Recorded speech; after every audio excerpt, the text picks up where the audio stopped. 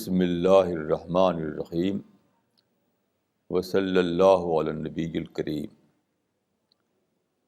رب اشرح لی صدری ویسر لی امری واحلل عقدۃ من لسانی یفقہوا قولی.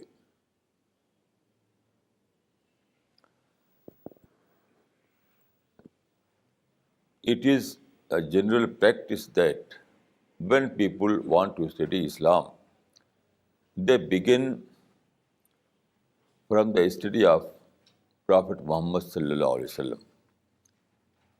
According to the Quranic concept, this method is wrong. Why? Because Quran clearly says that all the prophets were examples.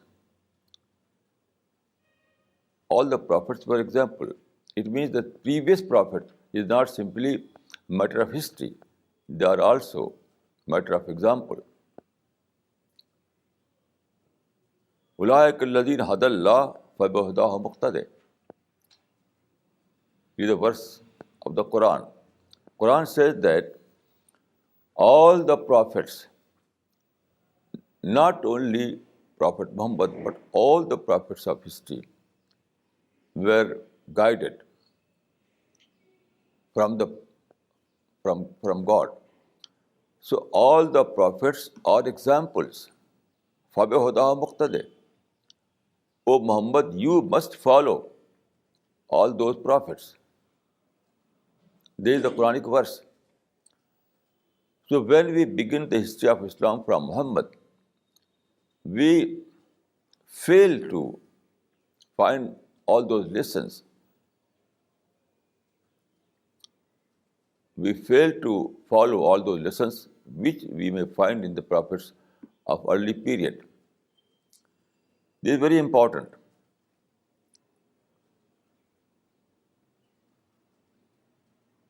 There is a verse in the Quran, لَقَدْ كَانَ لَكُمْ فِي رَسُولِ اللَّهِ أُسْوَةٌ حَسَنَةٌ. There was a good example in the Prophet Muhammad for you. There was a good example in the Prophet Muhammad for you. Quran never said that there was a complete example for you in the life of the Prophet Muhammad. No. There is a difference between good example and complete example. The verse is not in these words that لَقَدْ كَانَ لَكُمْ فِي رَسُولِ اللَّهِ أُسْوَةٌ كَامِلَةٌ, but أُسْوَةٌ حَسَنَةٌ. The Prophet Muhammad is a very good example for us, but not complete example, because situation differs. There is also very relevant principle in the fiqh, تَتَغَيَّرُ الْأَحْكَامُ بِتَغَيُّرِ الزَّمَانِ وَالْمَكَانِ. And also there is a verse in the Quran, لِكُلٍّ جَعَلْنَا مِنْكُمْ شِرْعَةً وَمِنْهَاجًا. It means that situations are different, and according to the situation, we gave different shariat to the prophets. So, it is a well-known fact that every time there are different situations. Even after the advent of Prophet Muhammad, there were so many different situations in the history. So it is a well-known fact that situations differ. So every time there is a different situation, we need example, we need guidance in that situation. So Quran mentions other prophets also. I think there are 25 prophets given in the Quran by name.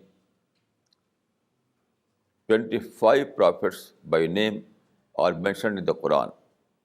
Then the Quran says, أُولَٰئِكَ الَّذِينَ هَدَى اللَّهُ فَبِهُدَاهُ مُقْتَدِهِ. These were the guided persons. These were the guided prophets. So you should follow their example.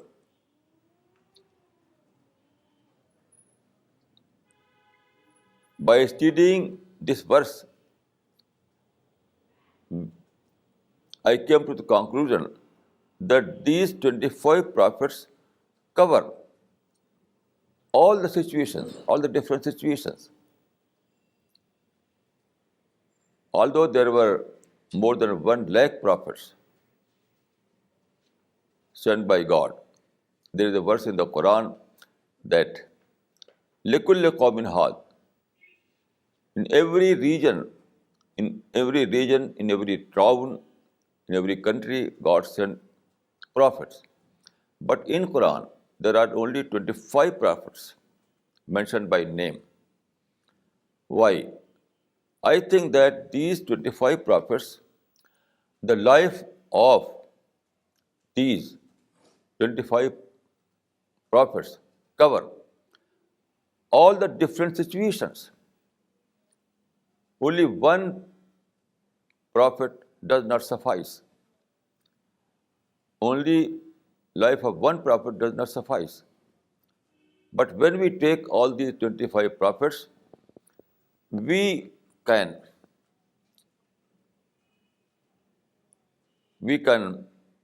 obtain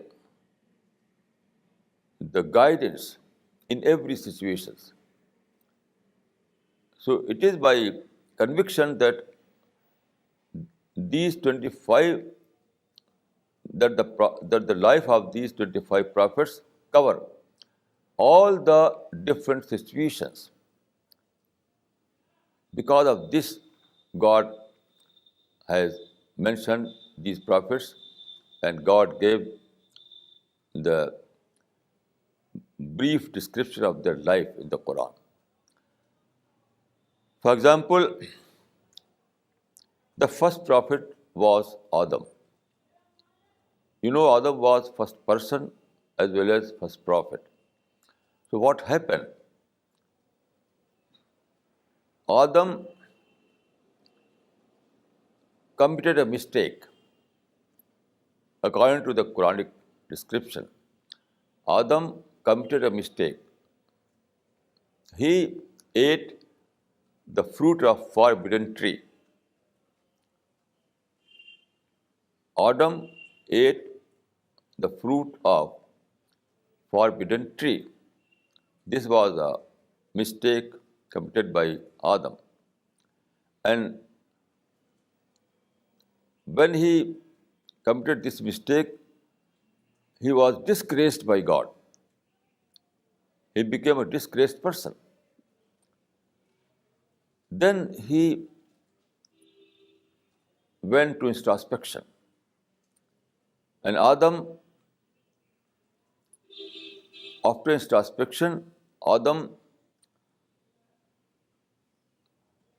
admitted that he committed a mistake. He was wrong. So he asked forgiveness from God. He asked forgiveness from God, and God forgave him. And God again bestowed his blessing to Adam. This is very important. From this reference, we can have a great lesson. And this lesson is that everyone can commit a mistake, including prophet. So committing a mistake is not a problem. Simply committing a mistake is not a problem. The problem is that you fail to admit that you were wrong. When you commit a mistake, You have to say, I was wrong, I was wrong. Oh God, forgive me, oh God, forgive me. So, if you commit a mistake, you have to go to introspection. You have to admit that you were wrong. And God will bestow His blessing to you again. This is the very, very important example in the first prophet. There are also some other examples in the life of Adam, but this example is very important for us in our present situation. Every day we commit mistakes. Every day. So we have to learn, we have to understand that committing a mistake is not wrong, but not admitting that you were wrong, this is the real mistake. To be ready at all time to say, I was wrong, I was wrong, I was wrong. Oh God, forgive me, oh God, forgive me. This is the example of a prophet, the first prophet. So introspection is very, very important. Introspection. It is introspection that leads to admission. So this is the example we find in the life of the prophet Adam.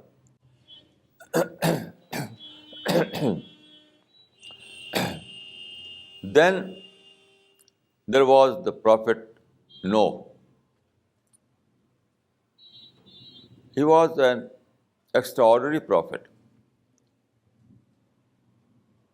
According to the Quranic account, he was given a very long life. He was given a very long life. He lived near about 950 years. Only 50 years less than the 1000. So it was an extraordinary life. Prophet Noah was given this exceptionally a very long time for dawah work. But according to the biblical account, only 80% embraced Islam. Only 80%, 80, accepted his message. All others failed to accept his message. But we have to, but the life of Prophet Noah gives us a great lesson. In the Quran, Quran says about Prophet Noah, "Sum alantu lahum wa asrartu lahum israra." I conveyed my message in private as well as in public. In all the method, by using all the methods, I conveyed my message to my nation, but they refused. The majority was not ready to accept his message. So, the example of Prophet Noah gives us a great lesson that we have to continue our dawah work generation after generation without going into disappointment. This is a great lesson. We have no option. We have no option in dawah work other than this. Prophet Noah gives us a great lesson that a da'i has no option other than to continue his dawah mission, generation after generation. This is a great message. This is relevant to all the times, even for today. Don't see about the response. Response may be negative. Response may be positive or negative. But you are not allowed to see the response. You have to perform your duty generation after generation. This is the message of Prophet Noah. It is relevant for all times. This kind of example we find only in the life of Prophet Noah, because no other prophet was given so long life in this world. So we have to do our work without any break. We have to continue it, even generation after generation. We have no other option. This is the example of the Prophet Noah, alayhi salam. Then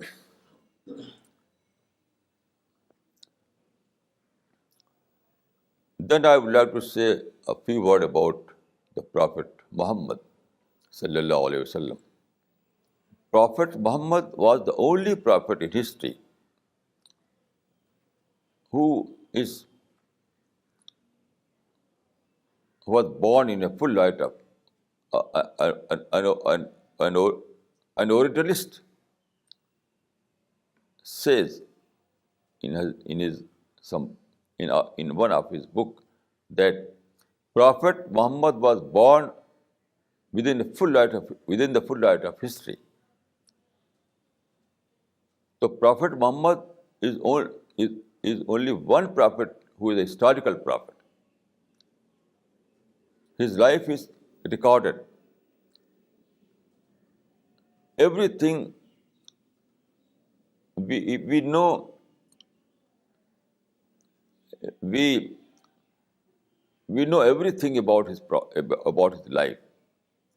That Muhammad's father was, the name of Muhammad's father was Abdullah. The name of his grandfather was Abdul Muttalib. Everything is well known historically. We know that Prophet Muhammad was born in 570 AD in Mecca. This kind of specific statement, we cannot give this kind of specific statement about any prophet, because historical account is not available about previous prophets. There is only one prophet, that is Muhammad bin Abdullah bin Abdul Muttalib, about whom we can say that Muhammad was born in 570 AD in Mecca. And also we can say that Muhammad died in 632, and at the time he was in Medina. This kind of a specific statement is not available except Prophet Muhammad. This is very important. One Hindu scholar, Dr. Nishikant Chattopadhyay, he was a Bengali Hindu. So he was a true seeker. He studied all the religions, all the philosophies, all the system of thought.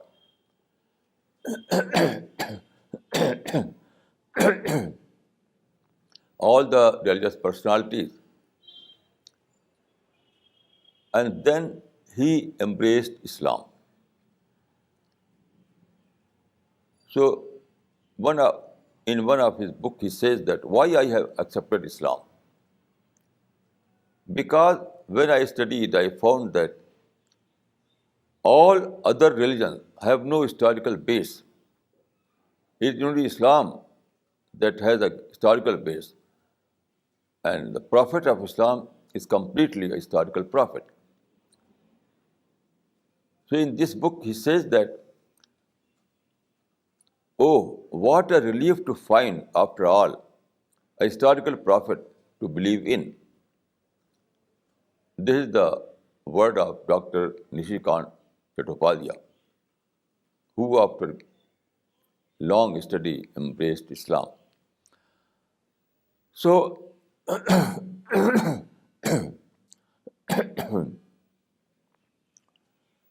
here I would like to give some examples from the life of the Prophet Muhammad sallallahu alaihi wasallam.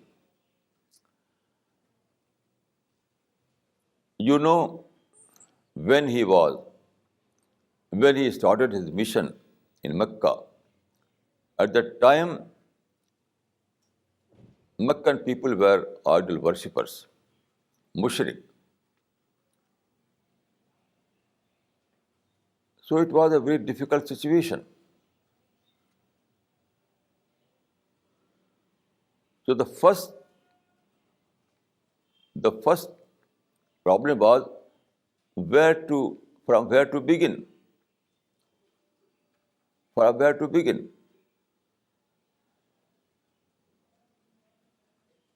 So here is a great example for us in his life. He asked Meccan people to gather at a place that was called Safa. So Safa was a well-known place where people used to gather when they wanted to discuss among themselves. So he asked people to gather here. When Meccan people gathered at that place, he said,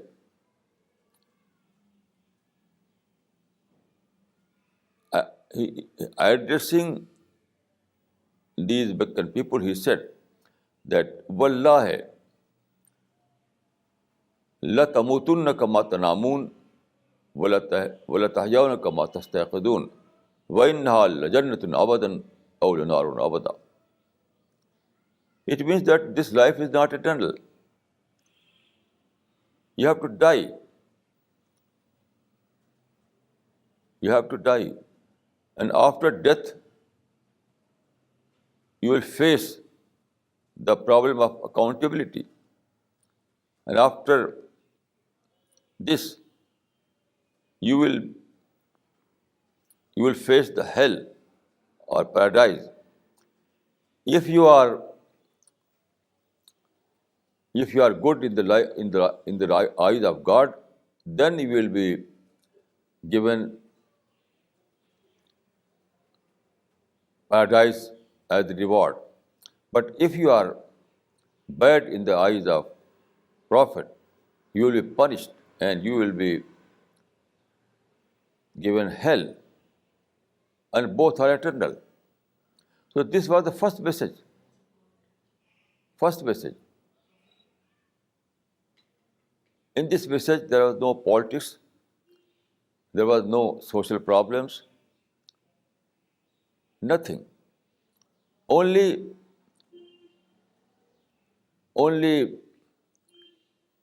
a message. The Prophet wanted, in other words, I can say that Prophet started his mission from telling people what is the creation plan of God. In these words, Prophet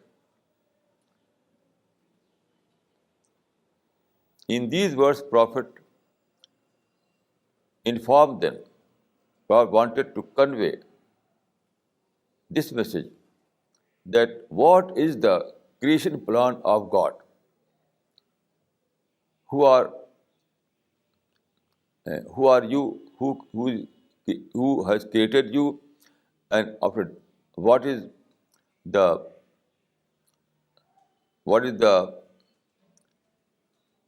what is about pre-death period and what is about post-death period. So this I call creation plan of God.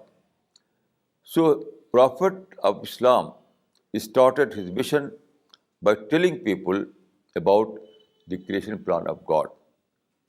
This is the starting point.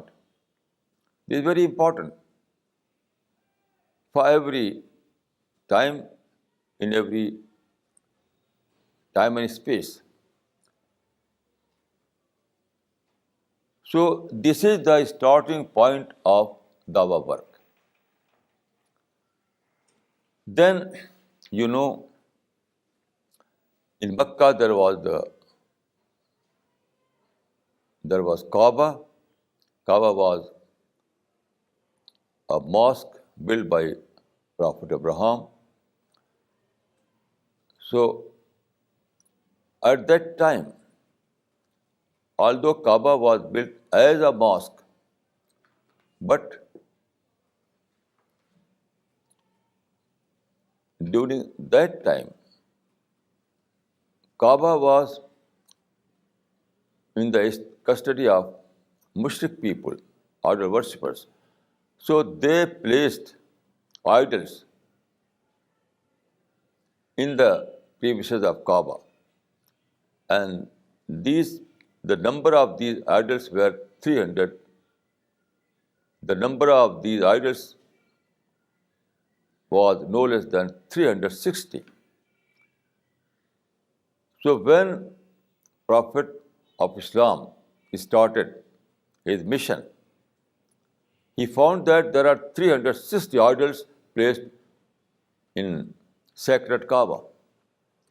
It was very perturbing scene.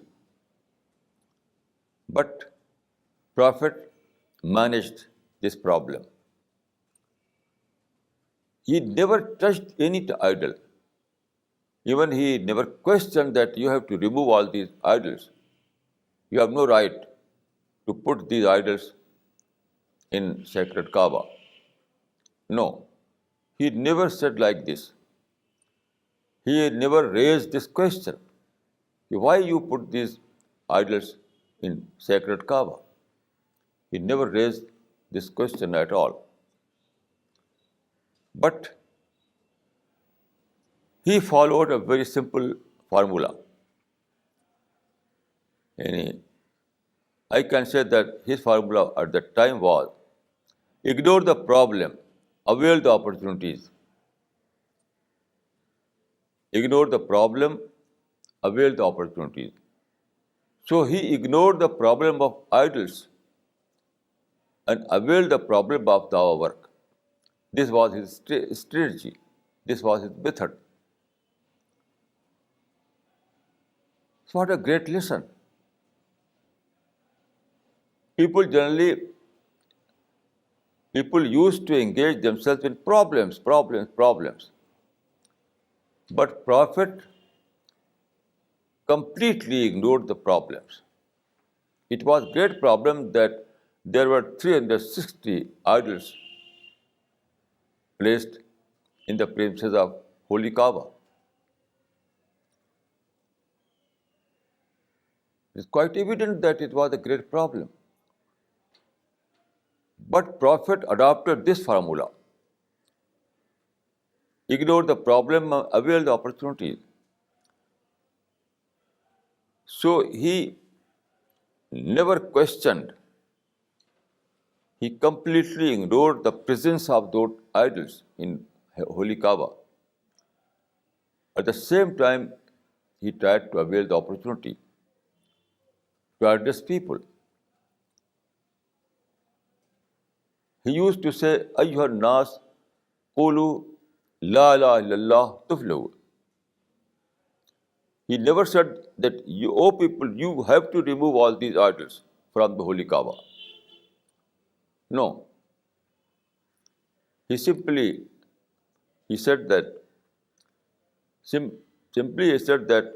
Ayyuhan nas, qulu la ilaha illallah tuflihu. O people,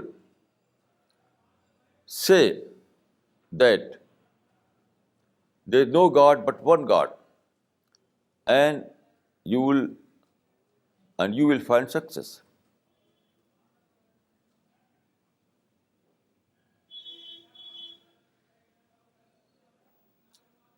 In these early days, he received a revelation from God. It is present in the Quran. It was وَسَيَابَكَ فَتَحِرْ وَسَيَابَكَ فَتَحِرْ. He never received such revelation that و وطهر الكعبة من الأصنام. طهر الكعبة من الأصنام. Purify holy Kaaba from the idols. No, there was no such revelation. طهر الكعبة من الأصنام. He never received such revelation that you have to purify holy Kaaba from the idols. Instead, he was given this message from God. وَسَيَابَكَ فَتَحِرْ. Purify yourself.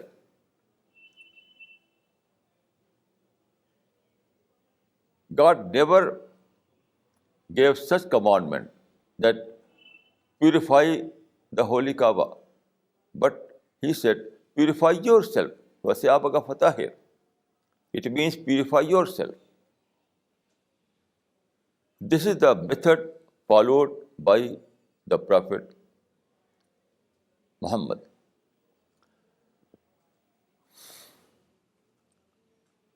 Then, Meccan people became hostile.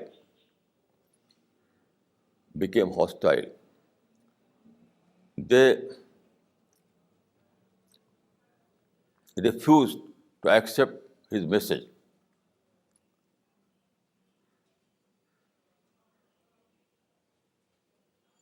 They refused to accept the message of Tawheed. Even they wanted to kill him. So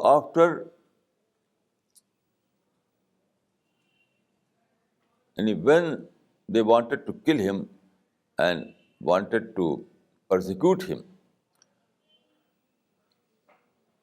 so after these persecutions, he wanted to migrate from Mecca and settled in Medina.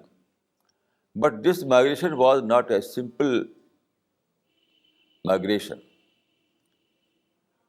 It was not simply to leave one place and settle in another place.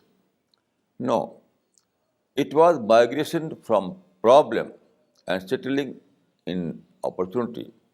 At that time, Mecca became a land of problem, and Medina was problem of opportunities. Due to some reason, I mentioned these reasons in my book, that due to some reason, Meccan people became hostile. But Medina people have soft corner. They were not hostile. They were, as compared to Meccan people, Medina people were receptive. Due to some reason, there was difference between the two people. So Meccan people, the majority of Meccan people turned hostile, but Medina people, it was proved after some experience that Medina people are comparatively receptive. So he opted Medina. He opted for Medina. Why? Because at that time, Medina was a land of opportunity, whereas Mecca became a land of problem. So it means that when you are compelled to face such kind of situation that one place becomes hostile for you, one place becomes place of problem for you. So don't go to confrontation. Don't opt for confrontational method, but leave that place and try to find some other place where you can find opportunities. So it means that here we find a very great lesson.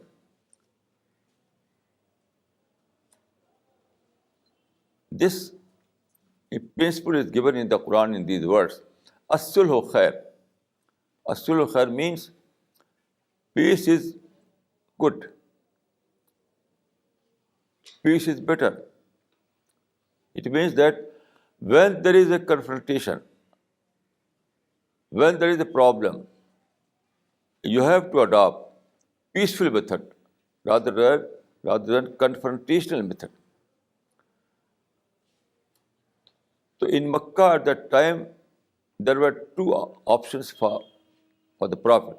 One, opting for confrontational method, and the second, to migrate from Makkah. So Prophet avoided confrontation. Hijrah means avoidance. Hijrah is not simply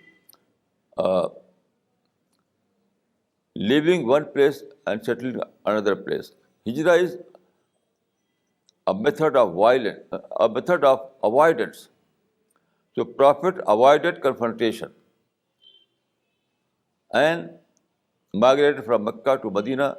That was at the time a place of opportunities. So he tried to avail these opportunities and was very successful.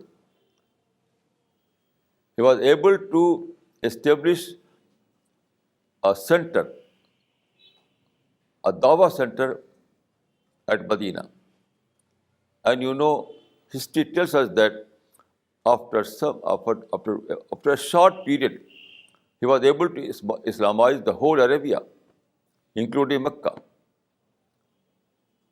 إِذَا جَاءَ رَسُولُ اللَّهِ وَالْفَتْحُ. So this method that is based on this formula, ignore the problem, avail the opportunities. This formula is very, very important formula. The Prophet adopted this formula, and the result was revolutionary. He was able to Islamize the whole Arabia, including Mecca and Medina. So this is the lesson of the Prophet of Islam. There are also other lessons. Inshallah, I will give the detail of other lessons in some other lectures. In this meeting, I want to give this message from the Prophet of Islam, that we have to adopt this formula. Ignore the problem and avail the opportunities. And you will find that this formula will give you great, great results. Unfailing results and positive results. So this formula is a prophetic formula, and